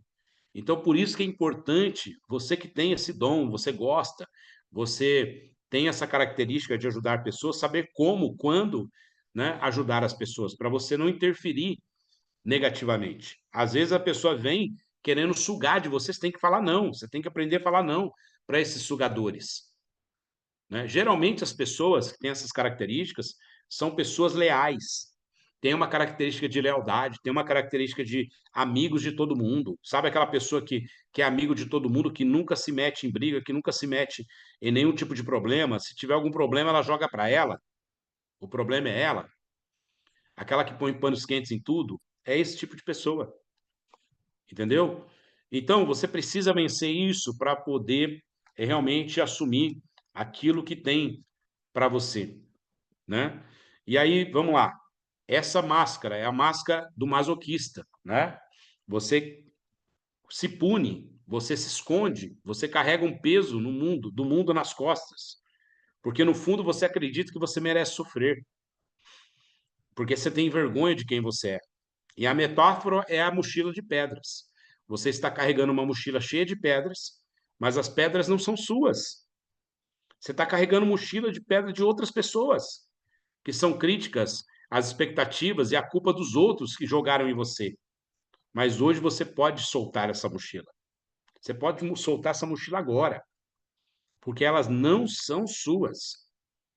Essas críticas não são suas, essas culpas. Cada um tem a sua responsabilidade, é autorresponsabilidade. E a pergunta que fica é: aonde você está sendo injusto com você mesmo? Porque você exige uma perfeição e automaticamente você não alcança. E aí por isso você se acha merecedor e se pune, merecedor de sofrimento. Então você está sendo injusto com você mesmo. E vamos na quarta e última, que é a traição, o fim da confiança. A neurobiologia da traição é quando a confiança é quebrada. Se as feridas anteriores atacam a autoestima, né? A gente falou aí sobre 3 feridas, a segurança e a autocompaixão, a traição, ela ataca a capacidade de você confiar nas pessoas, né? Então, se você tem dificuldade de confiar, ou porque você tem sido muito traído na vida, é porque lá atrás, na sua infância, foi onde que começou. Se as feridas, se a traição é particularmente devastadora porque ocorre no contexto de uma relação onde havia confiança, e você só confia naquela pessoa que é íntima, você só tem intimidade numa pessoa que você estabeleceu ali um vínculo. E dentro da pesquisa em neurociência, demonstra que a traição ativa circuitos neurais distintos daqueles ativados por rejeição, abandono e humilhação. Então, são outros circuitos neurais. É diferente um pouco. O cérebro ele funciona através de modelos mentais e representações internas de como o mundo funciona e como as pessoas se comportam. Quando alguém em quem confiamos nos trai, o nosso modelo mental é violado. Você tem que mudar todo o padrão. E por isso que aí acaba tendo essa dificuldade de confiança. Agora, se você se você tem dificuldade de confiar nas pessoas, como que você consegue desenvolver algo na sua vida? Sabe aquela pessoa que dentro do casamento dela, ela todo dia está desconfiando do outro. É aquela pessoa que não tem condições de estabelecer uma parceria de negócio, porque ela sempre está desconfiando, né? E quando a pessoa ela desconfia muito, ela traz nas suas atitudes, no seu comportamento, alguns sinais, né? Ela é uma pessoa controladora. Ela quer controlar tudo. Se você não pode confiar em ninguém, então você tem que controlar tudo. Então você precisa estar por dentro de todas as coisas. Por quê? Você microgerencia tudo à sua volta. Você verifica, você é hipervigilante, você vive num modelo em modo de sobrevivência. Tudo e todos você precisa controlar, né? Por quê? Por causa da questão da traição. Quantas e quantas vezes que a gente já viu isso acontecer, né? Do marido que deixa a esposa, se separa, né? E de repente tem um filho. E aí, quando aquele filho casa, a mãe, ela interfere em tudo na vida do filho, né? Ela interfere na vida do filho mesmo depois de casado. E por que que isso acontece? É a questão da traição. Mas ela não foi traída quando o marido dela deixou ela. Ela foi traída lá atrás. Se você voltar à fita lá na infância, teve situações que aconteceram, que é lá atrás. Ela só veio trazendo um abismo, chamando outro abismo. É um abismo em camadas que foi acontecendo, né? Em todas as fases dos traumas, né? E a metáfora é: você vai dirigindo pelo retrovisor, porque você está tão focado naquilo que ficou para trás que você acaba batendo o carro no futuro, né? E você acaba perdendo um futuro brilhante que está dentro, que está próximo para você, porque você está focado no passado. Você está focado. É fato. Você começa a conversar com as pessoas, elas começam a falar muito do passado. Ah, porque quando eu trabalhei naquela empresa, o meu patrocinador, porque a empresa isso, porque a empresa aquilo. Ela nunca tem aquela questão de gratidão, não. Ela sempre está reclamando de algo, né? E sempre está desconfiando de algo. É muito complicado você estabelecer uma parceria, você conseguir trabalhar com pessoas assim, né? Porque a pessoa já olha com você com desconfiança. Você se sente mal quando você conversa com pessoas assim. A pessoa toda hora está desconfiada de alguma coisa. E o problema não é você, o problema é ela, e o problema são os traumas. A pergunta poderosa que fica: quando poder você ainda está dando à pessoa que te traiu? Porque você está olhando para o passado. Ao deixar que ela dite, né, está ditando as regras como você tem que viver hoje. Você não consegue romper para vivenciar um futuro porque você nem pensa no futuro. Você está vivenciando o passado. Quantas pessoas hoje que têm sido influenciadas por doenças, até câncer, por causa de questões emocionais do passado. Eu tenho uma pessoa que conhecida, uma pessoa amiga, né? É um casal que casou na mesma época que eu casei, há um pouco mais de 30 anos atrás, e aí tiveram uma separação, e ela, depois dessa separação, depois de 2 anos, descobriu um câncer de mama, inclusive, que é totalmente ligado à questão da mulher, né? E você vai conversar com a pessoa, ela só fala do passado. Isso ela já se separou, já tem quase 10 anos. E ela fala do passado. Por quê? Porque ela fica olhando no retrovisor. E ela destrói a vida dela porque ela não olha o que está na frente. Então, tem aí, dentro desses parâmetros aqui, a violação da expectativa, né? Porque o cérebro ele espera um comportamento, mas recebe outro, e acaba ativando circuitos distintos. Segundo, existe um sistema de punição social, ela identifica as pessoas e acaba punindo as pessoas com uma raiva intensa, independente de quem tiver pela frente, né? Então, ela não tem reciprocidade, ela tem a questão da punição. A máscara do controlador, hipervigilante, controle compulsivo e desconfiança antecipada. Antes de alguém mostrar algum tipo de prova, de fato, ela já está desconfiando. Ela desconfia até da sombra, né? Pergunta poderosa. Quando do seu poder está influenciando, quanto do seu poder você entregou ao passado? O quanto do passado está te influenciando hoje? Agora vamos lá, pessoal. Nós falamos até aqui de coisas não tão boas, né? E é importante que você tenha consciência. É importante que a gente traga a consciência do problema e agite o problema para a gente poder partir para a consciência da solução. Então, a partir de agora, nós vamos entrar num caminho de solução, tá? Preste muita atenção, porque a gente falou da dor para você se identificar e a ponte desse caminho de transição para a solução, né? Como nós estamos vendo aqui nessa imagem, o caminho antigo é a ferida e o caminho neural é uma autoestrada da dor. E o novo caminho é a cura, onde você vai construir uma nova estrada chamada neuroplasticidade. O que é a neuroplasticidade? Neuroplasticidade é um processo no cérebro, né?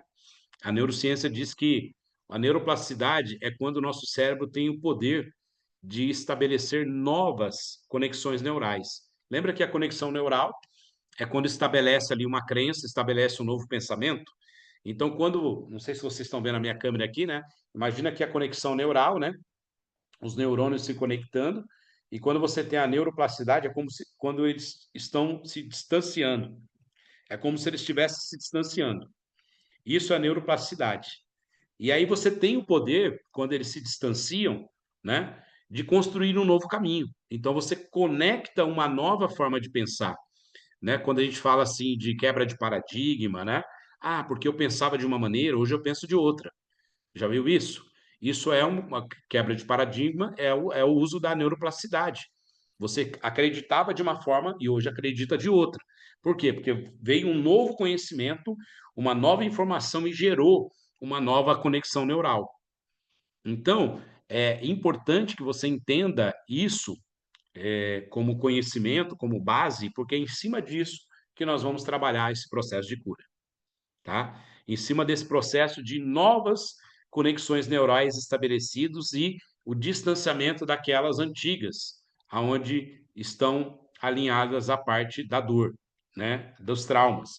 Então, esse trauma, você tem que entender que é o seguinte, a ferida, ela não é o final, ela não é o destino, tá? Escreve aí, a ferida não é o destino. Se você está escrevendo, escreve aí, a ferida não é o destino, tá? Ela é apenas um caminho neural, é algo que está ali, entendeu? Está conectado, mas você tem o poder de desconectar. E você tem o poder de construir um novo caminho. Como eu falei, é uma sujeira que está ali. Você pode limpar aquela sujeira e se tornar limpo de novo. Olha que fantástico isso. Então, agora eu quero trazer a consciência para você nessa transição, nessa ponte, que você entendeu o que são os traumas, as dores e as consequências desses traumas, você se identificou, mas agora você também está consciente da solução, que existe um processo que passa é, por esse conceito chamado neuroplasticidade, que a neurociência nos traz, que é o poder de construir um novo caminho. Um novo caminho se diz excluir o antigo, não é permanecer o antigo, mas aqui é um novo caminho. É você deixar o antigo e vivenciar esse novo. Uma nova conexão cerebral, uma nova, é, uma nova estrada neural para você vivenciar aquilo que você merece e aquilo que você nasceu para ser. Esses dias, né, conversando com algumas pessoas, eu estava dizendo o seguinte, que todos nós nascemos para um propósito. Você nasceu para um propósito. Você não é uma pessoa que nasceu em vão. Não, pelo contrário. Você foi planejado por Deus. Deus planejou para que você nascesse. Mesmo que seus pais não tivessem planejado, não importa, mas Deus planejou que você nascesse. E você não tem um propósito porque você nasceu, mas você nasceu porque você tem um propósito. Escreve isso. Você não tem um propósito porque você nasceu. Não é porque você nasceu que agora vamos inventar um propósito para você. Não. Você já tinha um propósito antes de você nascer. E aí por isso você nasceu. Por isso que a Bíblia diz que Deus já nos conhecia antes mesmo que nós estivéssemos sendo formados no ventre da nossa mãe. Deus já nos escolheu antes mesmo que nós estivéssemos nascido. Ou seja, você já tinha um propósito antes de nascer e por isso você nasceu. Não é que agora vamos inventar alguma coisa porque você está aqui. Não. Você está aqui porque você já tinha um propósito antes. E talvez você só não estava vivenciando esse propósito. E tudo bem. Mas Deus prepara um momento na sua vida aonde você vai ter um antes e depois. Vai ter um divisor de águas, aonde você vai passar por uma ponte e essa ponte vai deixar de existir, não tem caminho de volta. Não tem um caminho de volta para esses traumas, não tem um caminho de volta para esses comportamentos limitantes, não tem caminho de volta para essa vida de escassez. Mas existe um novo caminho. E esse novo caminho é o caminho do seu propósito verdadeiro, do seu caminho de propósito verdadeiro. Eu lembro que há uns anos atrás teve uma criança que ela foi raptada, que ela foi sequestrada dentro de uma maternidade. Se eu não me engano, foi em Brasília, né? Chamava Pedrinho. Isso já tem alguns anos. E ali a mãe estava para ter o filho e uma outra, a mãe do Pedrinho estava ali para ter ele e uma outra mãe também para ter o filho. Só que a outra mãe perdeu o filho, morreu. E o que que essa mãe que perdeu o filho, que nasceu morto, fez? Trocou a criança e pegou o Pedrinho como se fosse filho dela. E aí aquela mãe saiu do hospital, a mãe do Pedrinho, a mãe verdadeira, saiu do hospital com a mentalidade, achando que o filho dela nasceu morto. E o Pedrinho, na verdade, tinha sido raptado, tinha sido roubado. Até que uma vez ele, de repente, cresceu, estava, né, jovem já, adolescente, e uma tia viu ele em algum lugar, na televisão, em algum lugar, e reconheceu, assim, não porque já conhecia antes, né, mas a aparência, a feição, né, as características ali de aparência muito próximas da família. E achou muito estranho aquilo. E aí teve um desejo no coração dela de pesquisar, de investigar, até que foi descoberto que realmente ele era filho, né, da sua irmã, da sua família ali. E esse caso virou notícia no Brasil inteiro, né? E aí chegaram um dia para o Pedrinho e falaram assim: Pedrinho, e olha que ele já era um adolescente, já tinha acho que uns 15 anos, mais ou menos, não lembro, mais ou menos isso. Mas o mais importante, né? Depois de ele ter vivido tanto tempo com essa família falsa, com essa família que roubou ele, chegaram para ele, né? E perguntaram: Pedrinho, você quer continuar com essa família que você já teve aí um laço familiar, que você já teve essa conexão, né? Que você já se acostumou com essa família? Ou você quer ir para a sua família verdadeira, que era a sua família desde quando você foi planejado? E qual foi a escolha do Pedrinho? Ele escolheu ir para a família verdadeira. Por mais que ele tivesse laços, costumes, comportamentos com essa família falsa, com essa família que raptou ele, mas que ele acreditava, né, que era a família dele, mesmo ainda assim, ele escolheu ir para outra família, que talvez era desconhecida para ele, mas era a verdadeira família dele. E hoje, por que que eu estou trazendo essa história para você? Porque você está diante de uma decisão, de você vivenciar a verdadeira história da sua vida. Por mais que você esteja acostumado a viver como você viveu até hoje, com traumas, com limitações, com escassez, com sabotagem, por mais que você vivenciou tudo isso, como o Pedrinho que estava naquela família que não era verdadeira. Você não estava vivendo a sua vida de verdade. E hoje eu te convido a ir para a sua verdadeira família, a sua verdadeira vida, para você viver uma nova história, um novo caminho que você realmente merece, que você nasceu para ser. E você pode realmente, a partir de hoje, assumir essa nova vida, estabelecer um novo padrão dentro do seu cérebro. E por mais que alguns traumas aconteceram, a partir de hoje, você começa a assumir esse novo caminho. Eu quero dar continuidade aqui para a gente poder seguir mais algumas telas, tá? Que é muito importante. E talvez estou me alongando um pouco porque é importante, porque eu quero que realmente você não perca, não quero que ninguém fique de fora dessa transformação, eu não quero que ninguém perca essa oportunidade, eu quero que você possa vivenciar, eu quero atingir realmente o fundo do seu coração, da sua mente, para você entender que você é importante, que você é especial, que você é escolhido para vencer. Não importa o que você passou até aqui, mas existe um processo de transformação e algo que te espera. E com toda certeza, nós, dentro do nosso propósito, nós temos também uma função de ajudar outras pessoas, porque nós nascemos para ajudar outras pessoas. E na mesma consolação que você foi consolado, você vai consolar. E a sua transformação será uma história de superação e um depoimento e testemunho para que outras pessoas possam superar também os seus desafios, os seus traumas, as suas dificuldades, as suas dores. Uma pessoa curada é uma pessoa que cura. Uma pessoa que vive o seu propósito é uma pessoa que não só vivencia o extraordinário, não só vivencia a plenitude, mas é uma pessoa que espalha essa luz, que vai promover essa vida abundante para as pessoas. E aqui são os 3 passos para você vivenciar essa maestria emocional.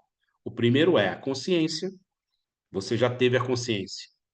Você trouxe a consciência do padrão que está no automático na sua mente. Você observou, né, como espectador e você identificou isso. O segundo passo é você quebrar esse padrão com uma ação física imediata. Você mudar o estado fisiológico emocional da sua vida. Você dizer um basta. Se você tiver consciente e você está assumindo essa mudança, eu quero que você pegue o papel e caneta e escreva. Hoje, dia tal, horário tal, coloca o seu nome, eu dou um basta em todo o meu passado, em toda a questão de traumas da minha infância. Eu dou um basta hoje. Escreva isso. Você precisa colocar isso na sua mente de forma imediata. E terceiro, a substituição. A partir do momento que você passa pela consciência, dá a interrupção, corta esse vínculo com esses traumas, nós vamos estabelecer, então, um processo de substituição, de construção de um novo caminho, de um novo padrão, de novas perguntas que vão direcionar para uma solução e ativar recursos na sua vida e ativar um novo momento dentro do seu interior. E nós vamos estabelecer um plano dentro desse novo caminho. Um plano de 30 dias, onde você vai ter um ritual inicial. Todos os dias, você vai estabelecer 10 minutos diário para você reprogramar o seu cérebro. Entenda aqui uma coisa. Como que nós geramos novas crenças? Tem 2 maneiras de você gerar novas crenças. Ou você gera novas crenças sobre forte impacto emocional. Por isso que quando nós passamos por algum curso, por algum treinamento de PNL, que existe uma ativação, né? Sabe aqueles cursos que você vai lá, tem uma madeira, que você dá um soco na madeira, quebra a madeira, você expõe ali alguma coisa que você gera uma conexão sobre forte impacto emocional, quando você anda sobre brasas. Então, esses rituais, eles são rituais que trazem, sim, benefícios para você poder ter uma reprogramação sobre forte impacto emocional. Da mesma maneira que teve forte impacto emocional quando você foi estabelecido os padrões de traumas. Então, essa é uma maneira de gerar crenças, tá? Mas existe uma segunda maneira, que é sobre repetição, é um processo repetitivo. E o nosso cérebro, ele tem um poder de se reprogramar conforme você vai tendo uma disciplina e de ações repetitivas. Então, nós vamos trabalhar desta maneira, porque como nós estamos fazendo um trabalho online, não é presencial, então nós vamos trabalhar dessa maneira repetitiva. E eu quero assumir um compromisso com vocês, né? Então, o nosso primeiro, a primeira novidade aqui que eu deixei para o final é que nós vamos estabelecer um grupo no WhatsApp, onde nós vamos nos apoiar a estabelecer esse plano, esse ritual todos os dias. De 10 minutos, onde você vai ter um processo de fisiologia, né? Então, você vai fazer algo que vai movimentar o seu corpo, alguma atividade física, algum processo que você goste, né, de fazer para você se movimentar e gerar emoção. Então, você precisa ali pelo menos 3 minutos alguma coisa fazer para você movimentar o seu corpo, tá? E consciente, sabe aquele momento que você vai tirar para fazer aquilo, você está consciente que você está reprogramando o seu cérebro, então você está movimentando aquela fisiologia para isso, tá? Segundo, a questão do foco, né?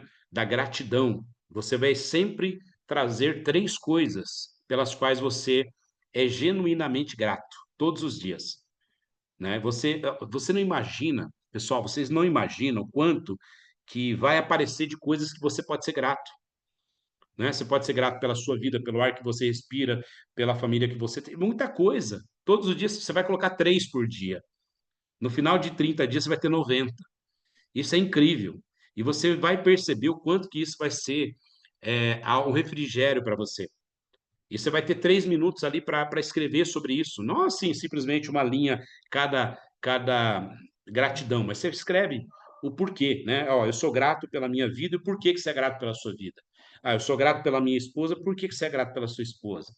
E assim sucessivamente. Isso a gente vai estar num grupo, né? Se ativando, todos nós, um ativando o outro, um trabalhando ali para motivar o outro, tá? Isso vai acontecer. É,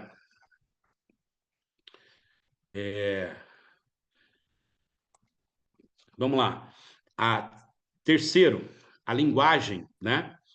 A questão da linguagem. Então, você vai trazer palavras de afirmação em alta voz. E isso com emoção e poder. Por quê?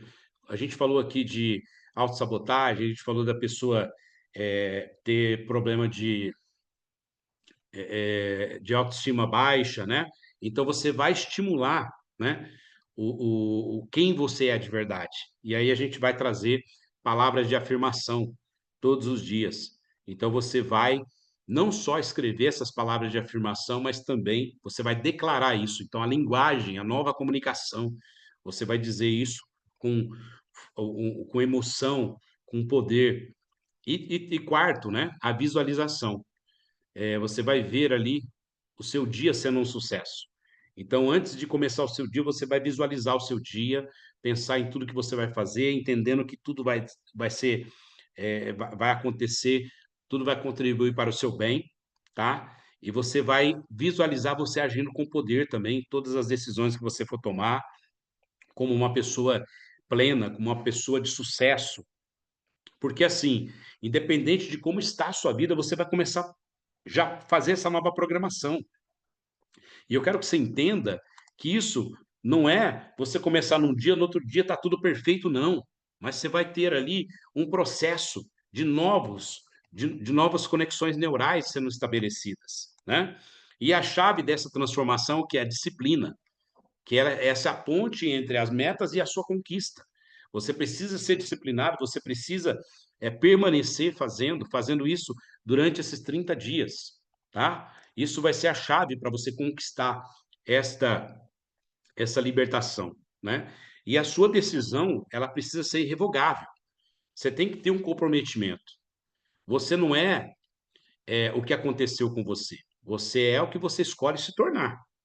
Então, se você se escolhe se tornar hoje realmente aquele Pedrinho que vai vivenciar a sua família verdadeira, a sua nova vida, o seu propósito, é isso que você vai se tornar, tá? E nós vamos ter alguns recursos também durante esse processo, né? Você vai aprender o que é a lista de telefone, é um protocolo de emergência, de repente, quando você passar por alguma situação de trauma, de dor, para quem que você vai ligar, qual que é o processo de ancoragem, o que que você faz nos primeiros 5 minutos para você sair daquele ambiente, daquela situação, uma frase de impacto, né? Você vai assumir essa decisão irrevogável, o seu compromisso de alma com a transformação. Então, você vai declarar, você vai ter uma declaração. Eu decido essa transformação. Você vai declarar isso todos os dias. Você vai se colocar no lugar, né? De posição, de sucesso. A gente fala sobre a parte do foco, né? Do foco comportamental é você se comportar como se já fosse. Você vai ter ação massiva, né? Então, você vai ter ali esse processo que vai trazer essa transformação. Você vai ser vai ser uma pessoa de orgulho para as outras que estão à sua volta. Você vai ter uma movimentação, foco, linguagem, enfim. E nós vamos também trabalhar isso além dos 30 dias depois. Por quê? Para você entender como que funciona a questão dentro da neurociência, né? Existe um processo dentro da mielinização, que é da bainha de mielina, que faz parte dos neurônios, né? Da conexão neural. Então, quanto mais você estabelece essa conexão, quanto mais você faz algo repetitivo, você vai engrossando mais ainda essa bainha de mielina. Essa transmissão fica mais firme, essa conexão fica, não vai ter falhas. Então, você vai consolidar sua memória, que estava antes frágil e estava, de repente, insegura. Você vai fortalecer isso. Você também vai extinguir, você vai tirar, excluir da sua vida padrões antigos. E você vai trazer esses padrões novos por causa dessa questão da neuroplasticidade. Tá? Isso é uma prática que vai ser constante de evolução na sua vida. Então, nós vamos trabalhar a primeira semana, a segunda e a terceira, a quarta e depois até acima de 66 dias, que vai ser uma consolidação completa. Então, dentro da neurociência, existe um tempo, uma linha de consolidação que ela precisa ser até, no mínimo, 66 dias. E você vai vencer cada um desses dias para que você possa ter um novo padrão profundamente integrado dentro do seu cérebro. Então, é uma jornada de volta para casa. E aqueles traumas, eles viram seus mestres disfarçados, ou seja, a rejeição te ensina você a se escolher. O abandono te força a encontrar a sua âncora interna. Você entender que você precisa primeiro de você.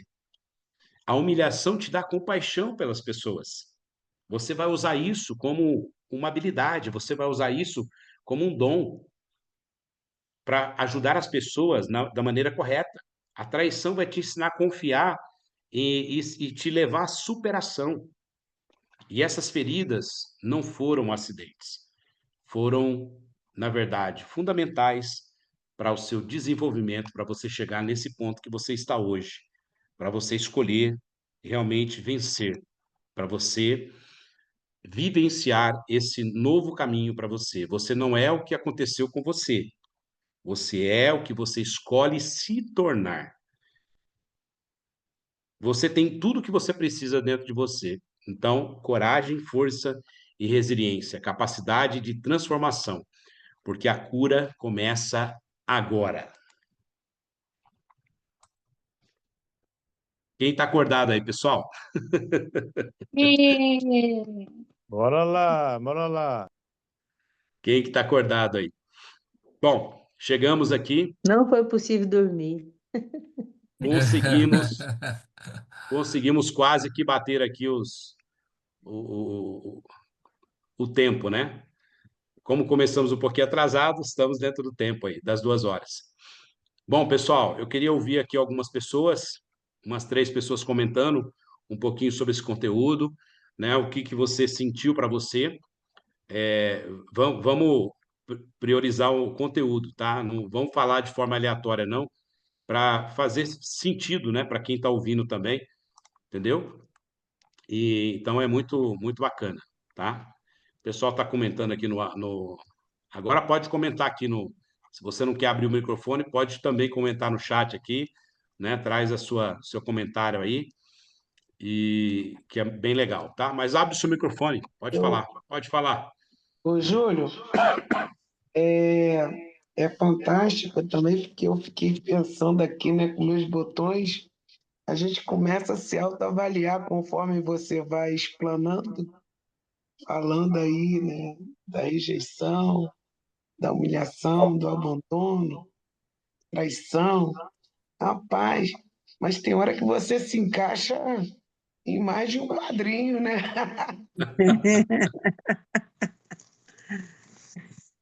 É isso aí. Eu não sei se tem pessoas aí que Eu não se sei se eu encaixaram em diria. mais de um quadrinho. É, eu não sei se eu diria conhecer ou reconhecer. É verdade. Se reconhecer ou se conhecer, né? É. Eu fiquei pensando assim o tempo todo, fiquei pensando, né? Se você se reconhece ou se você se conhece? Por que que você age de determinada forma ou porque você não age? É forte, É. é muito Importante forte. que nós possamos entender que tudo isso é só para a gente ter consciência do que aconteceu na nossa vida, mas não que somos nós. Isso só Isso foi aconteceu. importante eu ouvir isso também. O que eu quero que vocês entendam é que a vida que vocês estão vivendo não é a vida de vocês. Verdade. A vida de vocês está para acontecer. Então, a partir do momento que você passa essa ponte, né, você vai construir uma nova estrada para vivenciar o extraordinário, que é o que você merece, né? Que é o que você Escolher merece. acreditar, né? É. Escolher e E tudo acreditar. aquilo que aconteceu na nossa vida, de traumas, de situações, de desafios, fortaleceram o nosso emocional, porque tem um lado positivo que traz isso, entendeu? Tem um lado positivo, então nós vamos usar isso como algo que Degrau, né? é para a gente poder crescer, né? Então, nessa próxima etapa agora, nós vamos consolidar essa cura dentro de nós. Porque hoje vocês entenderam a consciência, vocês estão decididos nessa transformação, e a partir de agora nós vamos trabalhar essa parte da consolidação, que é estabelecer uma nova crença de forma repetitiva, tá? Então, entenda o seguinte, tudo na nossa vida, quando você vê algo mais de uma vez, isso é positivo. Contribui, Não né, para o bem. contribui. Eu lembro que quando nós começamos dentro desse processo de desenvolvimento pessoal, né? E o Paulo falava assim muito, né? Olha, aqui está uma lista, né? Porque a gente sempre foi ensinado com filmes, com livros, com treinamentos, né? E aí os filmes que a gente, que eles indicavam para a gente assistir, lembra que no Desafio 21 Dias eu indiquei filme para vocês? Porque faz a questão cognitiva, né? Então faz parte da questão emocional. E aí, quando indicava alguns filmes que eu já tinha assistido, né? E eu assistia de novo aquele filme, nossa, era impactante, porque eu aprendia de novo. Talvez eu estava vendo coisas que eu não tinha visto antes. Então a gente não tem que ter medo de ver algo mais de uma vez. Pelo contrário, aquilo vai fortalecer mais ainda a nossa crença sobre aquele ponto, né? Então, quando você é convidado para participar de alguma reunião, mas eu já conheço o plano de carreira, já sei que vai falar do produto, mas esteja novamente. De repente, é uma vírgula ali que você vai estar é, recebendo de informação diferente que vai fazer todo sentido para você. Vamos lá. Verdade. Aline, acho que era a Aline levantou a mão depois aí. Depois a Oi, Patrícia, depois o Carlos Magno. Pode falar. boa noite. Olha, impactada com mais um treinamento de sucesso da Glow Life. Divisor de águas mesmo. Todo o conteúdo que foi falado hoje, como a Simone falou, né? Às vezes você se encaixa em mais de um quadrinho e você não imagina que lá atrás está impactando seu futuro, que os medos que você tem, eles têm fundamento, né? E que eles têm solução, que a virada de chave é isso. É É isso aí, você gostei de ver. entender que tudo aquilo que fez mal para você vai servir como virada de chave. Foi um conteúdo muito libertador para mim. Degrau, né? Realmente virou minha chave. Hoje Muita coisa mudou na minha cabeça. Eu